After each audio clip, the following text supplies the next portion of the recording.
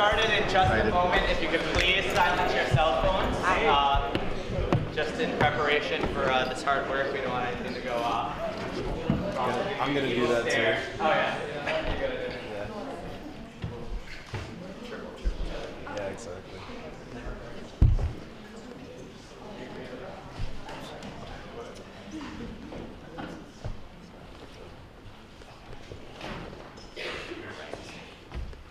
So thank you very much for coming today. I'm Mr. Janquitti. I am an internship coordinator. We also have the other members of the CAPS team here.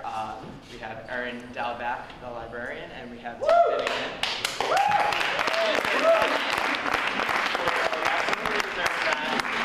We also have Mr. Tim Finnegan, who is our research coordinator. We are the CAPS team.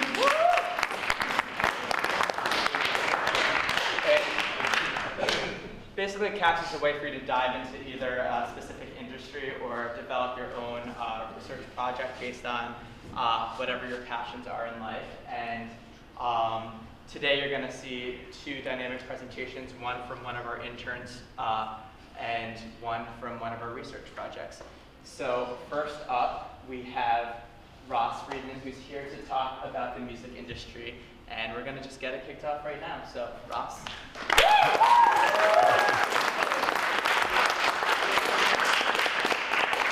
Good morning, everybody. How are you guys doing?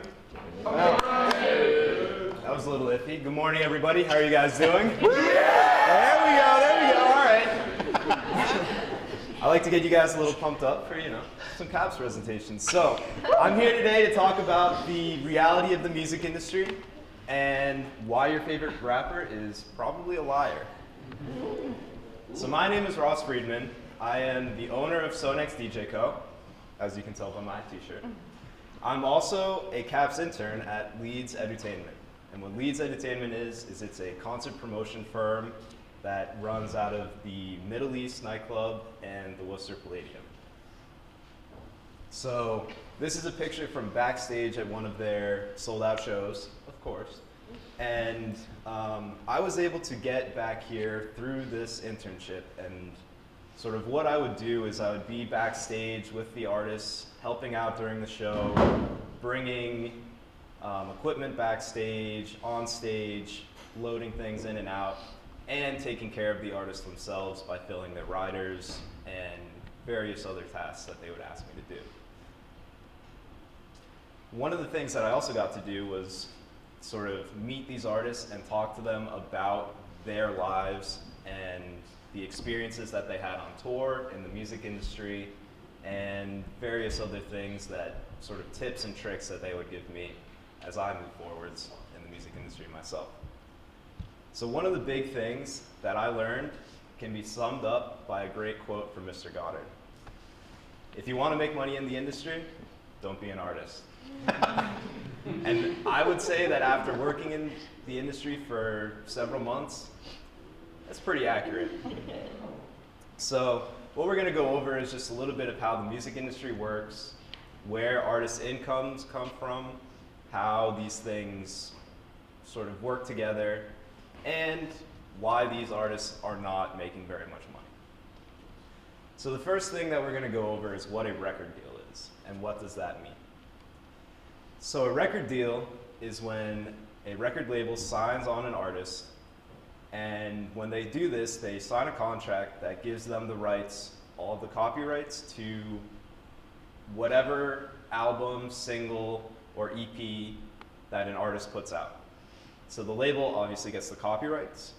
They get the master recordings, so the actual audio files that come out of a studio session belong to the record label, not to the artist. They also can get a percentage of all of the artist's earnings. So this could be from record sales, or it could be from shows or meet and greets, things like that, depending on the record deal that was signed. Now that doesn't sound very good, but there are some good things that the artist gets out of this. An artist will get royalties from these record sales, so they will be making some money from it.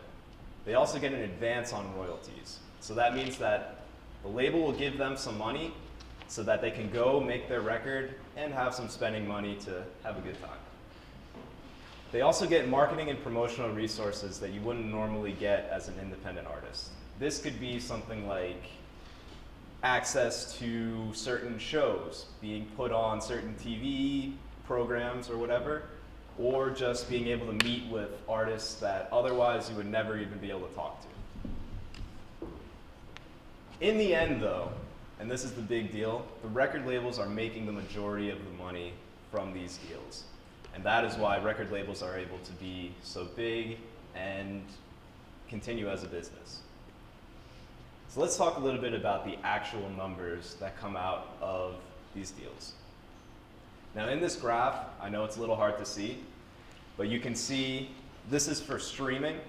Oh, this isn't the one with the laser pointer. It does. Oh, it does? Sweet.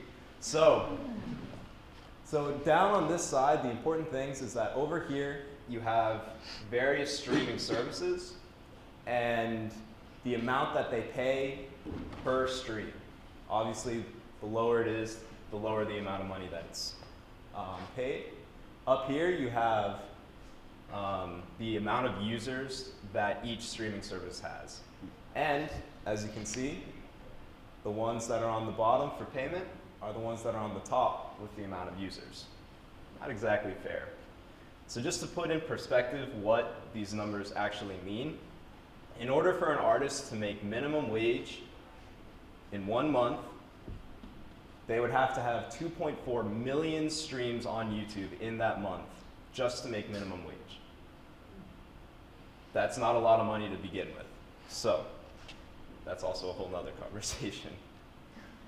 The other thing is that you have record purchases. And this is another big divide that can come up. So you have, on this side, you have the breakdown with a band that is signed to a record label, selling their music either online or in stores.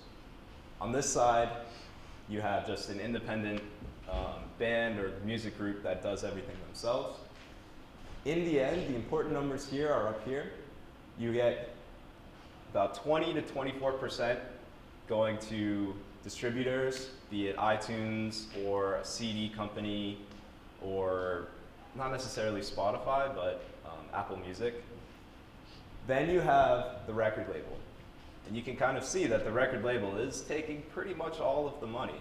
They're taking about 63% of something that all they did was sign a contract and give you a few contacts. So, I don't know if you guys can read this, but in this model, for every $1,000 that is made out of record sales, an artist is only going to get about $23 of that. Doesn't seem very fair, right? Obviously, if you look at the other side, the chunk is a lot bigger for the independent artists, who are getting about 70% of the profits from their music, which is preferable to all of us, I would say. Now, the next thing that people, and mainly artists, are making money from are the live shows. And live shows are the main source of income for most artists because of the disparities in income in purchases and streaming. But that doesn't mean that live shows are particularly fair to the artist either. So there are a few things that you have to go over for a live show. You have production costs, venue costs, roadies, tour managers, other staff, promotion, and promoters that are doing each and every venue. And all of these people are not paid by the record label, but they are paid by the artist. So the artist is the one that pays these people out of their own paycheck, nobody else. This means that if a show doesn't go very well and the ticket sales don't come in with enough money or whatever, the artist is paying these people out of pocket for their show, even though they may have not even been the ones that booked it. Even if the record label said, we want you to do this show, the artist still has to pay for it. Another thing is that on every single show, you have a local promoter that is going to take 15 to 20% of the profits off the top, no questions asked, just for booking the venue for this person. I happen to work in that position where you take the 15 to 20% off, and it does serve a role because it brings people into the concert, but some artists have a problem with that. So in the end, while the artist may be making 85% of the ticket sales net, in the end, they're giving out a lot of money to their staff. So it can be pretty tough to make money from that too. As I said, the artist is always going to get paid last. In pretty much all of these scenarios, artists are just getting pushed beneath everybody else. All these people that are supposed to be helping the artists are getting paid before the artist gets paid themselves. So you can kind of take that for what it is and decide if they're actually helping or not. So why do artists, particularly rappers, seem so rich all the time? Well, this is because of the advances that labels will give each artist based on their record contract. And there is a catch to this, because for all of the advances that a record label gives an artist, those advances have to be paid back, whether it be from ticket sales or whether it's from purchases, from iTunes or CDs or whatever it is. That money is not given to you. It has to be, it's an investment. It has to be given back at some point. So what happens is a rapper or an artist will get this big chunk of money to make their album, say $300,000, $400,000, when they, before that, had maybe nothing. That's a lot of money to go from zero to $400,000. And to be honest, it doesn't cost that much to create an album. So what happens is these artists will get extra money left over, and without realizing it, they'll spend it on things like chains, nice clothes, cars, whatever it is, without realizing that while you may have these nice things now, and it might seem like they were free, they actually aren't. You are gonna have to pay those back. So you better hope that your CD sales go well, because if not, you're paying that back out of your pocket. And I can imagine that none of us would like to be doing that after 2 months of enjoying a Rolls Royce or something like that. So a case study on this would be 50 Cent. And he seems like a pretty popular, big, rich guy. He's actually broke. And the reason for this is because he had about $20 million in assets and over $36 million in debt. And the reason was he was taking his record label advances, spending it, and then not paying it back from the various sales that he was making through tickets or from his endorsement deals, things like that. So after a while, these things added up, and he ended up just owing these record labels insane amounts of money and was forced to declare bankruptcy. So what do we do now?